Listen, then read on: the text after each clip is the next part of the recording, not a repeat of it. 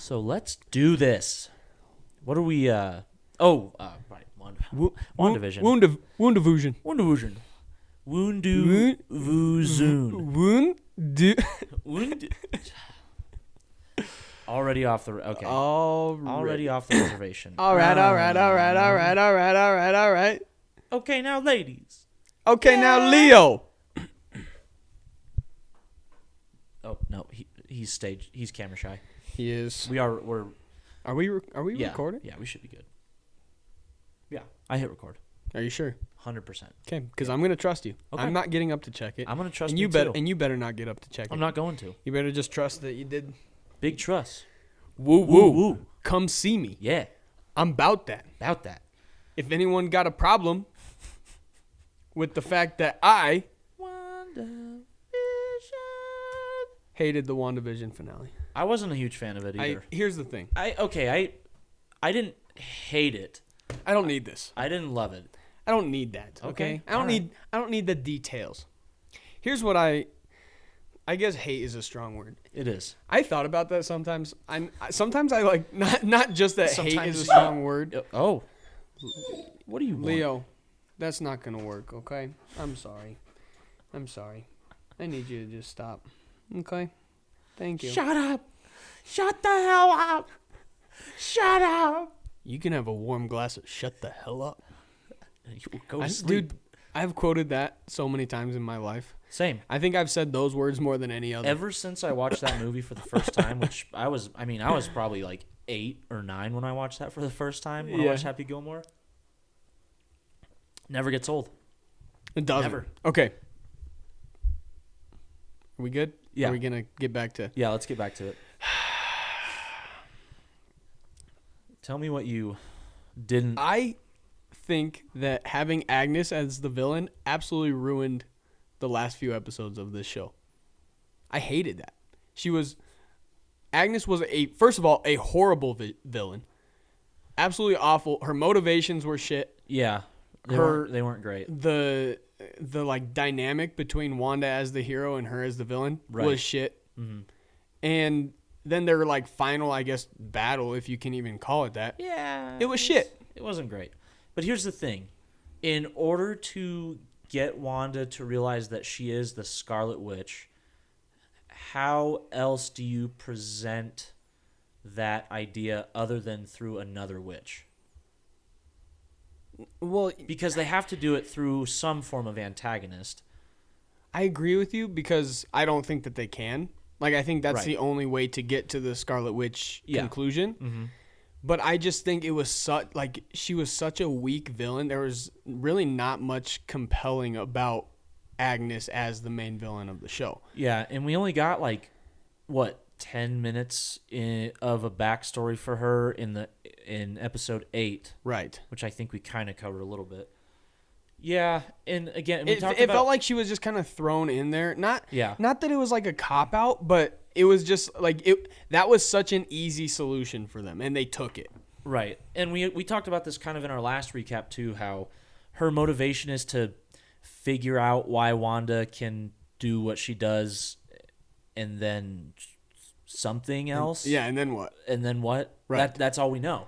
Right. Like I guess she wants her power, but like even that's not made super abundantly clear. Even their interactions, it feels like we're just like so shallow. Yeah. That there wasn't enough buildup for her, I think, either. No, there was, and that goes back to what I was saying from episode 8. Yeah. Where like they just had a montage of her singing about how she was the bad guy. And there's there are some Easter eggs thrown in the show, but nothing that's ever concrete or noticeable enough to really grab you or gravitate you to the idea that maybe there's something more happening with her character. Well, she just seems like another person in the town. I think part of the issue too is that as viewers, I cared a lot more about what happened with Vision, what happened with Wanda's kids, what happened with the I cared more about Wanda than Wanda's kids. I didn't think their kids.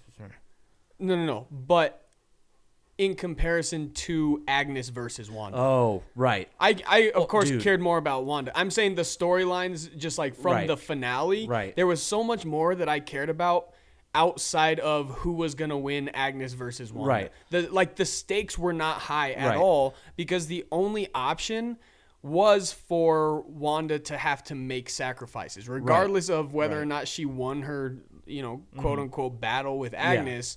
The main storyline was the sacrifices that she would have to make, and that was not reliant on the outcome of what happened with Agnes. Right. Agnes was kind of a subplot, like the other villain, which is the sword director. Right. And that was just kind of not a throwaway subplot, but a subplot that just was kind of existing within the narrative. Well, and with the sword director, I think part of the issue that I had with that, not that it wasn't compelling because it could have been, but his motivations were never like fully hashed out. We never got to find out, at least clearly or explicitly, why he was kind of doing what he was doing. Why he was trying to sabotage Wanda. He was just kind of a retread of, big corporate guys who are afraid of things that are inhuman, and so he's trying to stop it. Right. That's the whole picture of his motivation. And he was trying to, I think, and I might have read it wrong, I think he was also trying to weaponize Vision. Yes. Because he wanted his Vision to survive. Well, they were trying to weaponize what was left of Vision, and then they got the result, which is the pale white Vision. Right. And also, say what you will about this finale, but the interactions between Wanda's Vision and pale ghost Vision, whatever you want to call him. Yeah. Some of the most compelling Marvel material. Oh yeah. I wanted 40 more minutes of that. Yes, I would have gladly accepted a full episode of Vision and Vision. That was awesome. And I don't know what it is. I've told you I've been rewatching all the Infinity Saga, and I just watched Civil War. So I've seen Vision now in Avengers: Age of Ultron and Captain America: Civil War. I don't know who is behind the writing for his character in the majority of these movies and shows, but every single conversation he has with whoever he is talking to is all they for whatever reason are able to ground him in such humanity. And I think it's because he's so curious about humanity itself as someone who is inhuman, who is literally a creation of an Infinity Stone. Like his entire morality complex, his attempt at humanity, it all comes from just a little stone in the top of his head. Right. And the fact that they're able to so perfectly convey his curiosity and how well he knows about humanity, yet still struggles to understand what it means to be human, is so incredible. And they nailed it in this finale. Well, and when they were battling each other, right? Because it ends up becoming a battle of the mind between the two. They talk about I can't remember what the theory is, or the thing he proposes to White Vision, like the idea that is if a ship is, if an old ship is slowly replaced, old ship is rotting and you replace its parts until all the parts have been replaced, is it still is it the still original the same? Ship? Right. Yes. And that applied, obviously it applied so well to what we were watching with Vision. One thing that I think is really cool about Vision's character also is it kind of goes to show the difference between like almost street smart and book smart in a sense, where Vision has essentially infinite knowledge because he has an infinite ability to learn, but he doesn't know how to apply it. He's that's what you're saying. That's what he's trying to do. That's his main goal, is to figure out how to live among people, how to be one of them. Right. One thing that I kind of picked out during the whole Vision conversation is I'm not sure that there had been many references to him knowing the Wanda's version of Vision, to him knowing Vision's backstory. He hadn't really said anything about Ultron, about the other Avengers, about the events from Endgame, any of that. he never really referenced any of that. But in the final scenes of this, he mentions that he was once, what did he say? He was once a mind without a body. Yes. Which references Jarvis. And that was the only real reference to the real Vision that this Wanda version of Vision ever made. Right. And so I'm wondering what he was really learning during his time in Westview, and what he was catching on to, and what he knew about his past, even though technically speaking he was not the real Vision. Right. Like it makes me curious what more he knew, because that was like such a subtle hint. But also we know that he was created entirely by Wanda. Right. And I think the more depth that this created Vision has also speaks more to the power that Wanda holds. Right. If she's able to create out of nothing full characters and full people that understand their backstories, that have stories to tell. That have a complete understanding of where they came from, who they are, exactly. Who they are like now. That in and of itself is fascinating, because we don't know the depth that she went to. Like, to me, that goes to show that there could have been so much more that we never really even saw going on in the background of this whole thing. And here's the thing. There's White Vision is now Vision. I mean, he's flying around because Wanda's vision gave him the full knowledge set of knowledge, memories, experiences that the Vision had before he was put back together. If you think about it, there's kind of there now has been 3 Visions. Yes, there is a third iteration of Vision flying around, and they're all the same, but they're all distinctly different. At least I think the only difference between White Vision and original Vision is he doesn't have the power of the Mind Stone anymore, so he can't shoot beams from his forehead, but he still has every other capability that Vision had before that. Yes, right? and now the knowledge, all of the knowledge that Vision had before that. Right. But he also is the old Vision. I love the little note in the show of, like, once he gains all this knowledge, he gets, like, real eyes. Do you notice that? Yeah, where like his eyes go from just pale, like it was like a machine. Yeah, just like gray eyes that actually fill in with color. Yeah. To like what his original state of whatever his eyes looked like when he was originally created. I thought that was a cool, like, that's one of the signifiers of the fact that he is now Vision, is the fact that he can clearly see with 2 good eyes what his past was, what his present is, all that good stuff. Right. And I thought that was I wonder how this new pale Vision, I wonder how his motivations going forward change compared to the Vision that Wanda created and the original Vision. And is he going to show up in what context is he going to show up too? Like around Wanda or whoever, in these stories that we have coming up, because so many of these movies are going to be dealing with the concept of the multiverse and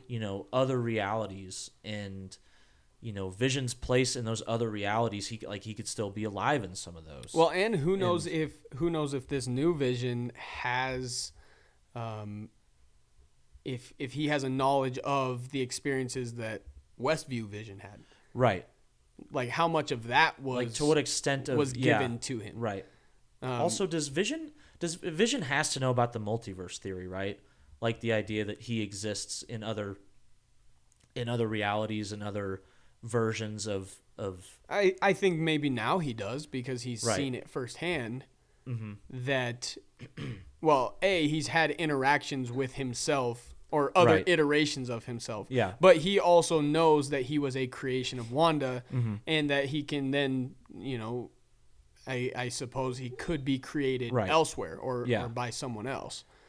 The finale was kind of a product of diminishing returns with its villains, but I still think it served an important purpose in setting up a lot of important threads and in storylines for the next set of movies we're going to get. That doesn't mean it was perfect in any way. There are a lot of issues I have with the show now going out of it, having seen everything. Right.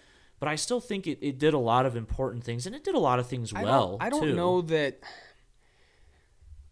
the things that I disliked about the villains of the show and kind of the culmination in the finale, I don't necessarily see them as issues. I see them as missed opportunities. And because also, I feel like they could have done better. They could have done better, and because they were either just okay or bad, they kind of got in the way of how well the show was exploring grief and loss. Right. Like they weren't like distracting from those themes and threads that they kind of set up in the show. They were just kind of in the way, though. Like anytime we had moments with Wanda or with Vision where they're contemplating, the grief they're experiencing, or the fact that they don't know necessarily that they can exist outside of the world they live in. I mean, that was Vision. I feel like that is what Vision struggled with once he knew exactly kind of what was going on, is the fact that he didn't really have much else going for him once, because Vision would never have let Wanda continue doing what she was doing. Right. But that vision was created for a distinct purpose. Right. And didn't really live outside of that, even as he started to kind of catch on to but what was going on. Anytime we were kind of hitting on those notes, there was always that little thought in the back, like, okay, well, there's a couple bad guys laying around, like, right, what are they gonna do now? Like, they just weren't integrated into the overall thematic notes of the show. They were just kind of stand-ins almost. It seemed like they were there because it's kind of a requirement that you have a bad guy. Right. And I guess the show would be lacking without some sort of antagonist or antagonists, but also that was never really what we cared about most. Right. Even before, and I think that they knew that. And I think that's why they waited so long to kind of reveal who the villain was. Yeah. And maybe that's why they brushed over it, because we went 7 3/4 of an episode without any villain, and the show was still just as compelling. We wanted to know what was going to happen with Wanda and this created world. Right. So I feel like it was more just there as a formality. Yeah. But that also made me feel like it could have done without, or could have given it a little bit more thought. I mean, the MCU has created some really good like Thanos is one of the best movie villains we've had in a long time. At least in Infinity War he was. I think in Endgame he was kind of a stand-in villain. But because they've created good villains now, they kind of have to live up to that in the stories that they're continuing with from now on. And Agnes just kind of felt like someone who served a purpose, as opposed to someone who was like an integral part or influence on what was going on. Like, she was there because we needed to figure this out. Wanda needed to figure this out, so this villain came here at this time. Yeah. As opposed to Wanda figures this out because this villainous person is kind of actually integrated into the overall story, as opposed to just kind of, well, here she comes to give you the info, and then they have a battle, and that's the show. Exactly. Yeah. No, I agree with that. Which kind of, in the end, is disappointing. It's disappointing, but it was I didn't like it, but I understand why it was kind of, and I'm not trying to be punny, kind of a necessary evil. Yeah. Right. I just feel like it didn't really add too much. I don't think it added almost anything other than, like, I guess there's I don't know. It's hard to. And then I feel like I'm also left with there's a few parts of this whole story that were never actually wrapped up. Yeah. First of all, the whole Pietro thing. Yeah. We never really got any sort of explanation or. Yeah, we did. It's just some kid who lived in town. No, I know. But there was no importance to that. They made it seem like he was at one point a villainous figure. They made it seem like he was gonna play some. Well, yeah, because he was under the control of Agnes the whole time. Right, but that's again had no that didn't carry any weight. The way that they wrapped it up was so inconspicuous. That's what you're saying. They wrapped it up, but it just didn't go anywhere. The plot I guess yes, it didn't end up going. That's anywhere. what I'm saying. Yeah. Well, that makes sense. I agree. But I think it sucks having this figure that they are trying to portray as being important for the last 4 episodes end up being nothing. Like that, it felt like kind of a cop out to then be like, oh, he was under the control of Agnes. He wasn't actually important. Joke's on you. Psych. Right. We take it back. Also, what was his last name? Boner. Yeah. That's kind of funny. Yeah. It was... You know what? I thought that was pretty funny. Boner? So the other thing was, I don't really understand the original. Hey, what are you doing? The original reason why the sword agents were trying to frame Wanda. Why they doctored the footage of her stealing Vision.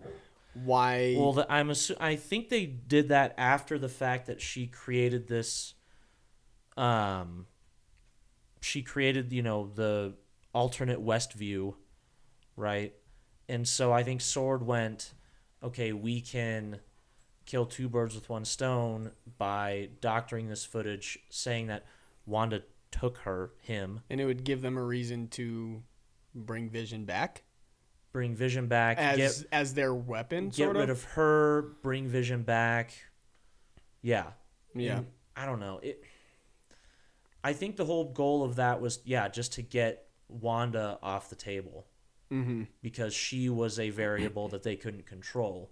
So doctoring the footage of her stealing Vision and then getting rid of her and then saying, hey, Vision's back now and he's with us.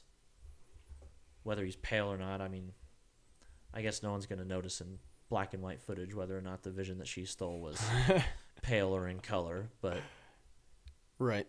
I don't know, but I also don't think Sword surely wouldn't have known that if Westview was returned to normal or if she stopped, the spell she was casting, that the Vision with her would actually disappear or not. Right. Right. So. Well, I mean, it took them long enough to even realize the changes that were happening to things going into her. Right. Her spell or whatever it was. Also, no offense to the Scarlet Witch, but Agnes said that she would be more powerful than the Sorcerer Supreme, which is Doctor Strange. Yeah. And I don't like that. That makes me upset. Listen. And also, I didn't see Benedict Cumberbatch anywhere in this episode, and I'm kind of pissed. I don't like that was our only reference to Doctor Strange.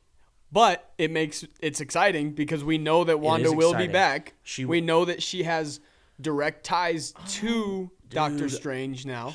I would love to see her as a villain. I would love to see her as the villain of the next Doctor Strange movie. It would be kind of cool. I mean, she's one of the most powerful beings in the entire universe. Listen, this kind of brings me into my next point. Okay.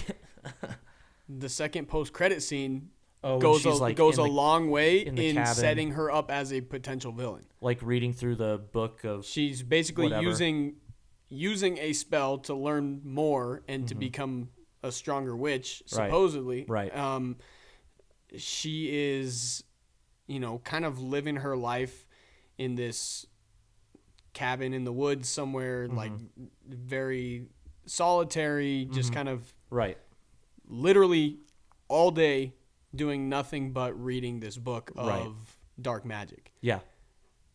So that in combination with also the fact, putting why does she have to put on the facade of her enjoying tea and what is that? What's the reason behind that? I don't think she does. I think she is strong enough to live a life that she enjoys while also studying from this book, which is terrifying for the rest of the MCU potentially. And since they directly referenced that the Scarlet Witch was stronger than the Sorcerer Supreme, right?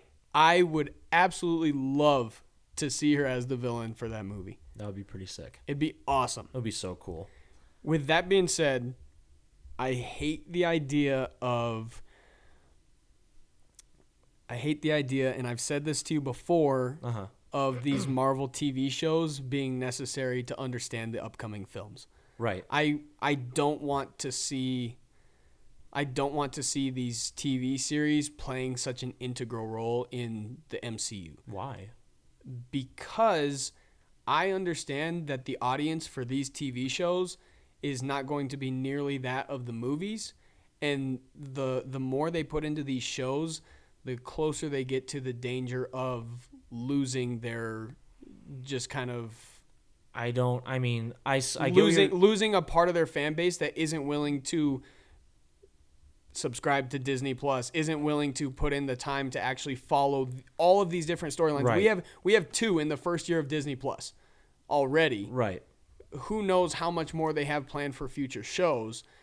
And if it's going to get to a point where you have to be fully invested in these TV shows to understand the next phase of the MCU, right, I think it's kind of a dangerous game. I get what you're saying, but it doesn't. Their fan base is too big. It doesn't matter. People will watch it or they won't, and they'll still go see the movies, regardless of if they understand. And here's the thing. Yeah, but I care about the fan base. I care about people. I care about people knowing what's going on in the shows. I want people to watch and enjoy and not be confused the entire time. Well, here's the thing. I know Disney only cares about their views, and that's fine. Yeah. But I am concerned for casual fans because I care about what casual fans think of film. Casual fans will pull up a Wikipedia page if they don't feel compelled to watch the show. That's how easy it is to understand what happened. I suppose. They can read through all 9 episodes right now and have a general idea of what happened in the show. I seriously, and plus, Disney and Marvel have been pushing Disney Plus so hard that, Falcon and Winter Soldier got a Super Bowl spot. I'm so excited for that show. Also, rewatching Civil War, the chemistry that Sam and Winter Soldier have is very, very good. Yeah, it's gonna be a very funny show, I think. Well, even in Endgame, I think it's good to push the idea that shows are becoming an integral part of the MCU because the medium of television, I think, deserves a little piece of the pie. I love television shows, and I like the idea of breaking apart a story and being able to explore it through more than just a 120-minute lens. And I think that's what this part of the MCU is doing. I guess so. I think that's good. I think it's good to add that to the... Now, if they were starting... I just don't want it to... I don't want to see it detract from the films. Because I think that there's an art in storytelling within 2 hours and not taking essentially 9 hours to tell a story that is just set up for the next film. I don't know. It bothers me. I don't think this was just set up for the next film. I don't think so either. But I'm saying I hope Wanda is the next villain. Right. But it would bother me as just a fan of movies and a fan of the MCU so far. Yeah. If this show essentially just leads straight into the next movie. I don't think it will. The next movie is a Doctor Strange movie. So Doctor Strange is going to take importance, at least in the beginning. Wanda will show up eventually. It's not going to start with Wanda in the cabin and then go to Doctor Strange. It could, but I don't know. I don't think that's a bad thing. Because like you said, there's an art to telling a story. And there's also an art to breaking a story down into 9 episodes and exploring what kind of storytelling you can do with, whatever 9 times 40 adds up, however many minutes of story time that is in 9 episodes. Also, like Falcon and Winter Soldier, they might be good Easter eggs for upcoming film. There might be stuff that happens within the show that is important to the movie, but... What do you mean, dude? Falcon is the next Captain America. Yeah. There's going to be things in the show that are essential for the upcoming movies. Maybe, but there's no standalone Falcon movie coming.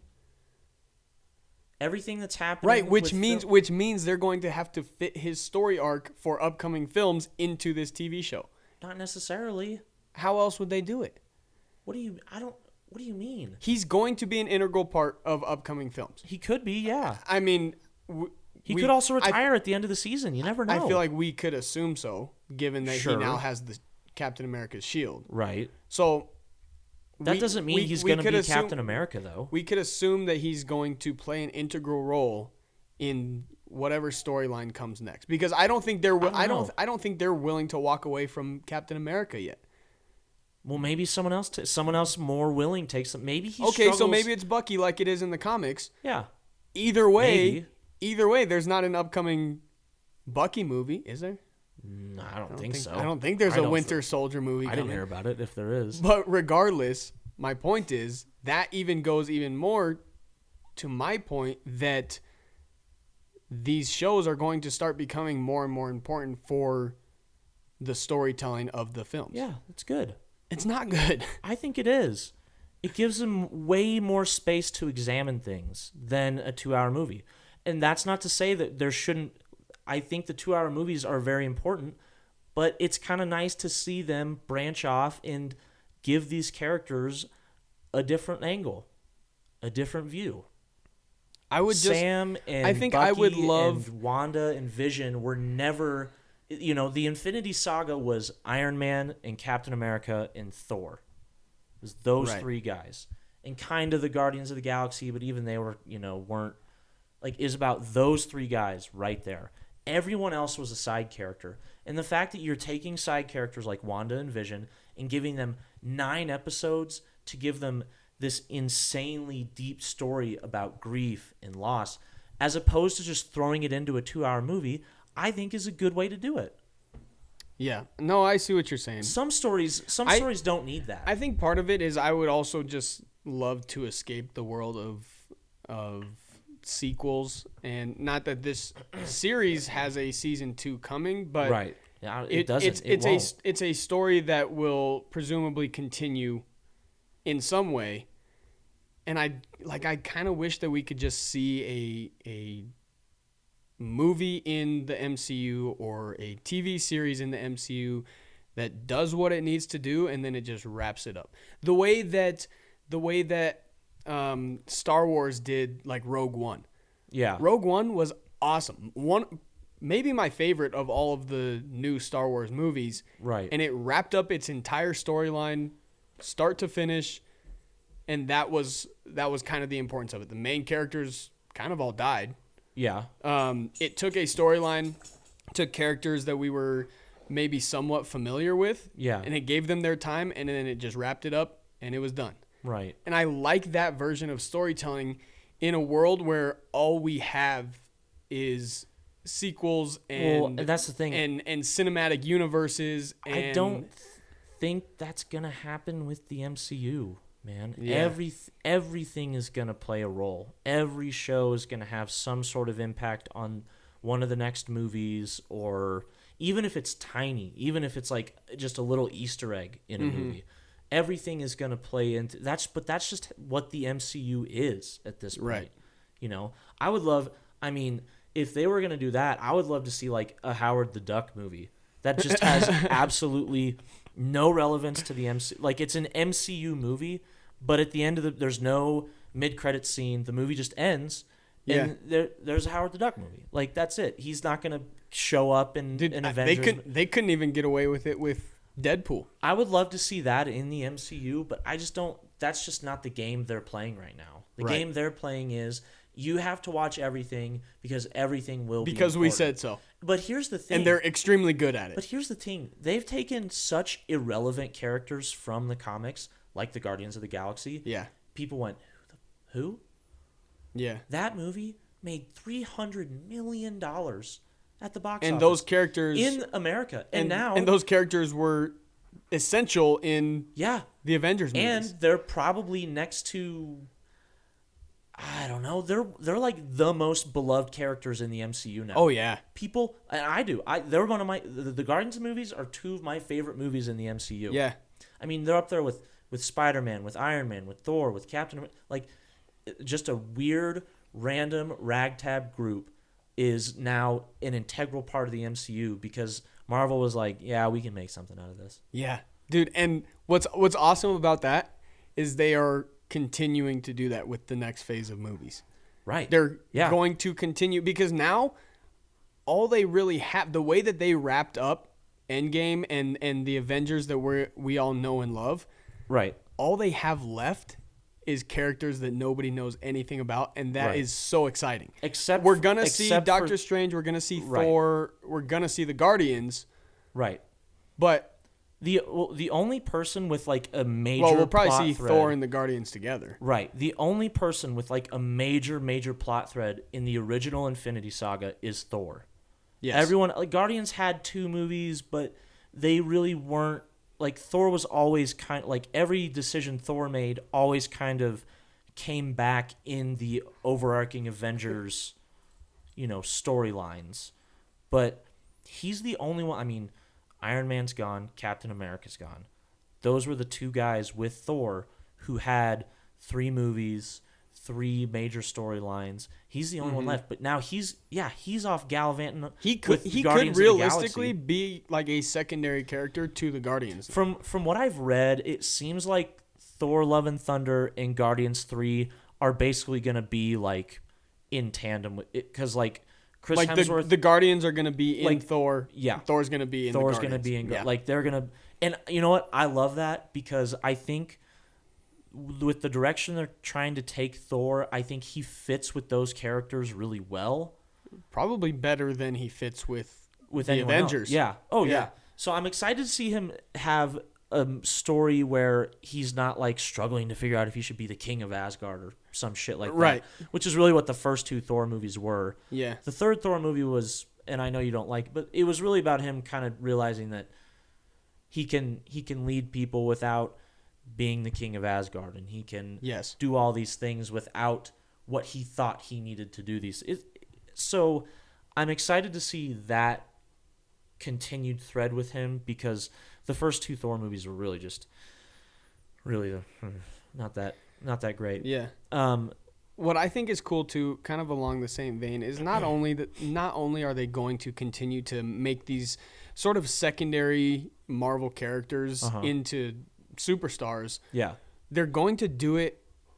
They're not toning anything down. They're going to do it at the scale that we have come to expect from the MCU. Right. They're going to do it at the scale, or actually bigger, for a couple of the upcoming movies, already confirmed, larger scale than Avengers Endgame. Right. And that is exciting. Yeah. Because we're going to get these deep dives into characters that we know nothing about. Yeah. And it's going to be something fresh. It's going to be something that we can experience. Right. Like we're kind of starting these new storylines, and that's going to be awesome to follow throughout their course. Right. To kind of bring it back, kind of wrap it up here. I was reading an article. Someone was talking to Elizabeth Olsen about because she filmed. She started filming Doctor Strange kind of concurrently with WandaVision. Okay. So they were kind of working, like they were finishing up production, and then production on Doctor Strange kind of started. So she was kind of working on both shows at the same time at one point. It makes sense, depending on how Scarlet Witch would tie in. She was talking about working with Sam Raimi. Yeah. And she was talking about how exciting it is to work with the guy, because she talked about how he's a very motivated and driven person to work with. Like he's a very driven person when he's working on something. And she said it was really exciting to see him in his element using his own camera techniques, meaning this movie is actually going to look like a Sam Raimi movie. Yeah. Like the MCU had got a lot of great directors. They got James Gunn. They got the Russo brothers doing. But they have a very distinct style. Right. And I think James Gunn has a very distinct style. He's probably him and Taika Waititi might be the only 2 other guys in the MCU where I can kind of tell that it's their movie. Otherwise, most of the MCU movies look pretty similar to a certain degree. Right. But the fact that one of the main characters in Doctor Strange and the Multiverse of Madness was talking about the fact that Sam Raimi got to use his own camera techniques to shoot this movie means this movie is going to look incredible. Well, and she would know better than anybody because WandaVision was like your classic Avengers type filmmaking. Right. It was very, I don't want to say like it was very well shot, and obviously, you know, the classical techniques they used to create the sitcom look in the first 6 episodes was really, really cool. But I mean, by the time you got to the meat of it and you really got into the MCU stuff, it just kind of looked like it just looked like an MCU movie. Yeah, and so what's kind of funny though is as much as it just looked like an MCU movie, you could also like, I couldn't put my finger on it. You could tell that they didn't put as much time and money into it because it was a TV show, right? And it's so strange having a company like Disney, a company like Marvel, where we've grown so used to these just like outlandish films like we've seen with all of the Avengers movies, right? Where we watch this on TV, which for any other film series or any other whatever, especially for TV shows, we'd be like, oh, this is incredible. Right. But I watched it and I was like, it's not as good as the movies. It's like it works. But also like it works so well. Right. And it's like strange that I'm getting nitpicky about that, where I'm like, oh, must have been a lower budget. Right. Dude, here's what I hope for. I hope that obviously that, you know, what happened in the show will obviously, in some ways, we don't really know how, play a role in what's coming. Yeah. And that's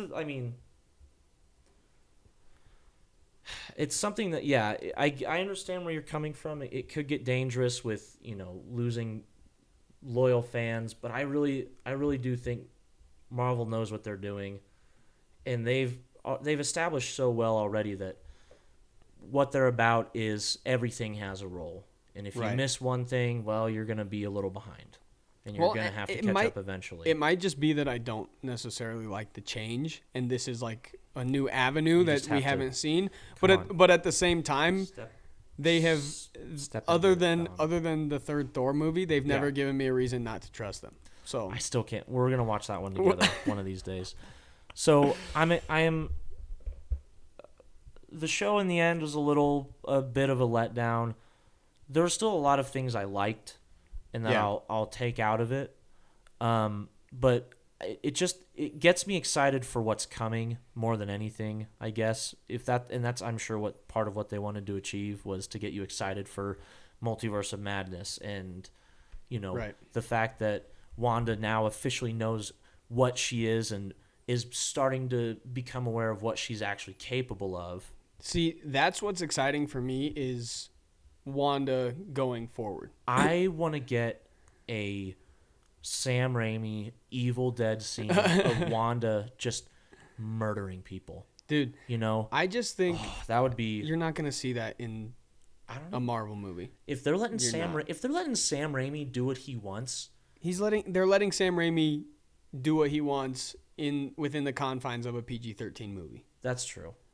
I would love, but imagine how you can still make a horror. You can still make a horror movie with a PG-13. Not if you want to see Wanda sitting there murdering a bunch of people. You're not going to see blood or anything, but you're still going to see an interestingly shot horror scene. I mean, I'm excited for. I just want to see some spooky stuff in Doctor Strange. That's all I'm saying. Excited for Wanda in Doctor Strange, but I'm just excited for what they did with her as a character. Me too. And I'm excited because it kind of. That's nasty, bro. All his fur coming off. Yeah, dude. I know. That's gross. It's because I gave him a bath today. Oh. And took him to play. Yeah. He had a play date with some friends today. Was that fun? Was that fun, Leo? I love you. So it makes you excited how they're... It makes me excited for Wanda. It also... It makes me excited because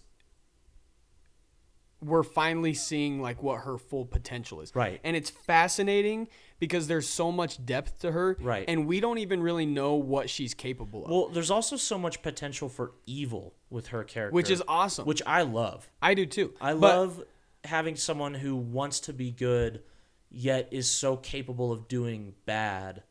Well, I don't even know. I get it. I think that she's capable of doing bad because she's doing this all for selfish reasons. Right. And that's going to be exciting to watch play out, especially because we saw the extent of her powers. Yeah. At a level that not even we could understand within the show.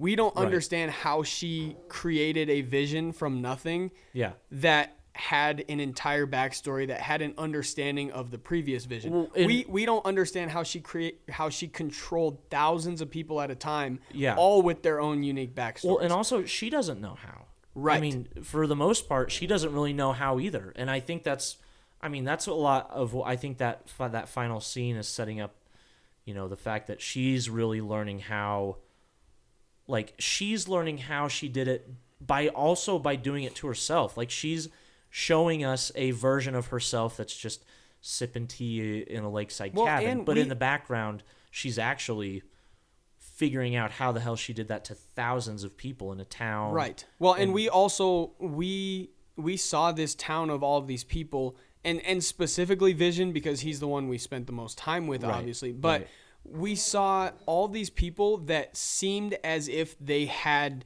some form of free will. Even though she put them in this scenario, we thought, at least for a while, that they were able to just live their lives within this world that she created, and they weren't. Yeah. She was controlling all of them simultaneously. She... All the ways that I was impressed with Vision and kind of fascinated by his story all points back directly to Wanda, because she created that. And until the very end, when he was starting to catch on, he was also under her control. She was controlling everything. Even a character as powerful as Vision was still, when you get down to it, was still Wanda. Right. And that could make for some awesome storytelling going forward. Well, it also creates just a super dangerous, I don't know, idea, how much is she going to manipulate reality?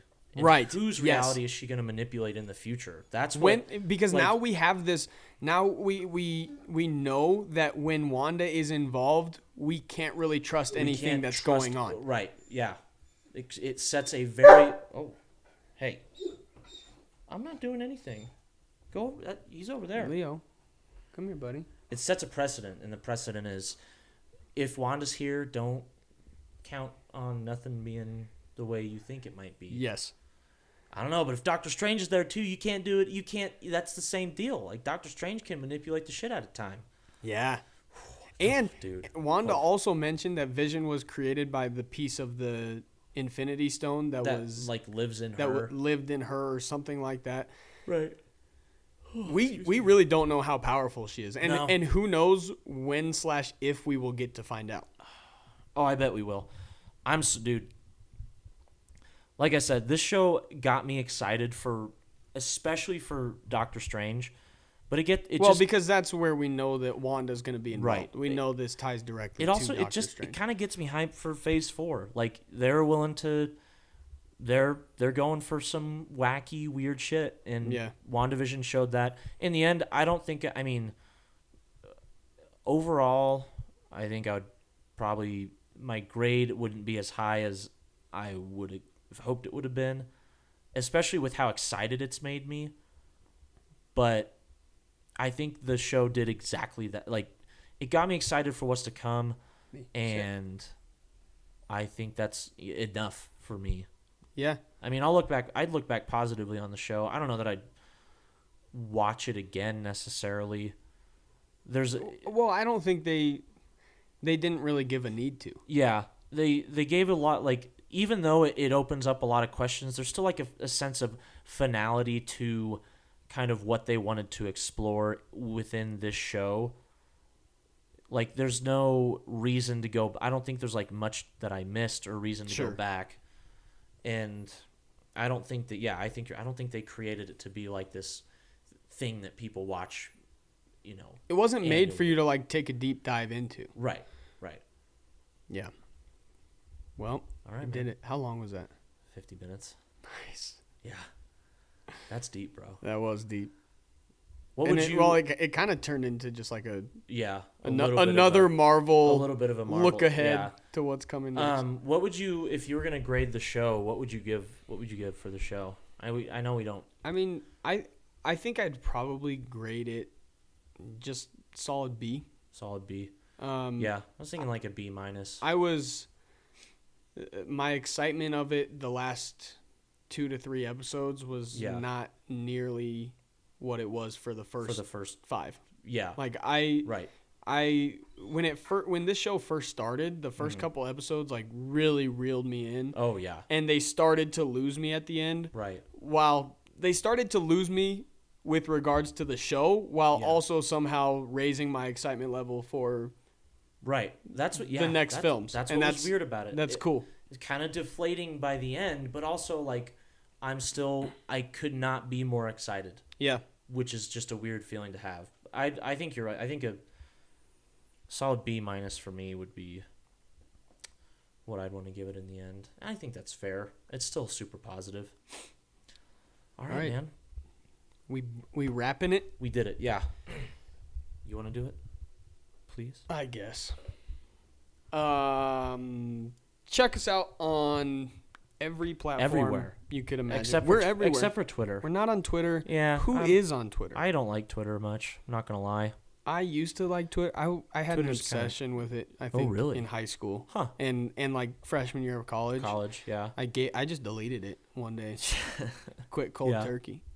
Check us out That's everywhere that's not Twitter. Yeah. I'm talking Spotify. Yep. Talking Apple Pods. Talking Instagram. Right. Facebook. Yep. We are also on YouTube. Front Row Seats on YouTube.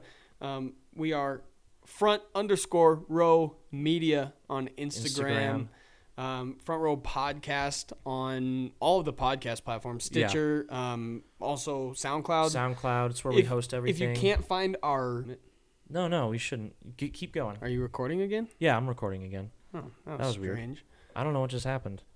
Regardless, we're everywhere. Just FRP, type in a number, and you'll find an episode that you like because the shit's fire. If you like audio, we are literally everywhere. If you like to listen to things, listen to us wherever you listen to things. We talk about things that we enjoy, and we talk about them because we think you would enjoy these things too.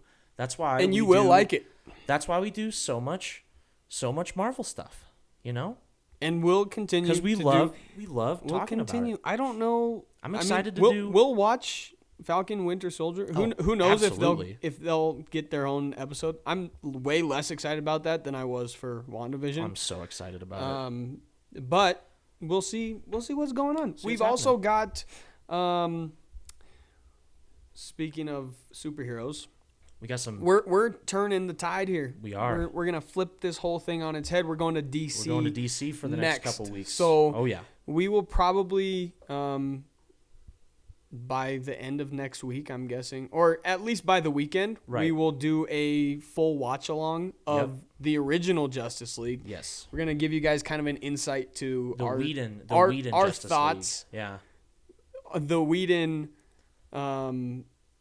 Still Zack Snyder because his name's on it. Right. Justice League, but he hates it, and he is just going to scrap it for He's Snyder basically, Cut. You know what? He said not a single shot that Whedon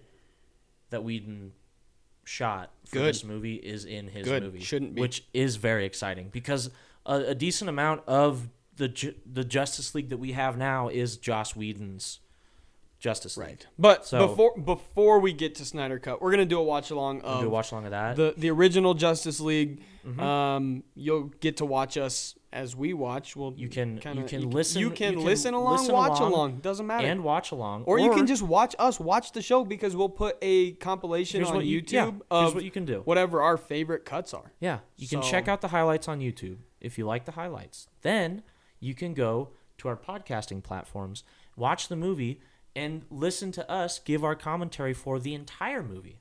Right. So there you go. You're going to have options. And then pretty excited. We will have the 4+ hour Snyder Cut here 4 hours and 2 here minutes. In like a week and a half. Yeah, I think 10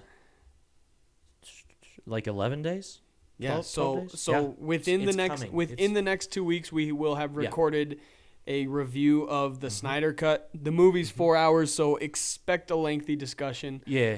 But that's coming. So next couple weeks, DC focused. We're gonna flip the switch a little. We'll have at least, I suppose, at least 3 different options for you to enjoy our DC discussions. Yeah. End of the month, we've got Godzilla and Kong coming out. So March will continue to be big for us. Yes, it will. We'll keep everybody updated with what's coming next, where we're at in the whole process. So follow along, like, subscribe, tell your friends, tell your dog. Tell your dog. Leo says. That's it. That's man. it, dude. All We're right. done. Hey, good work. Hey, good job. You did it. We did the damn I'm thing. gonna take these headphones off though. Wait, stop saying that, Gus. Someone's upset.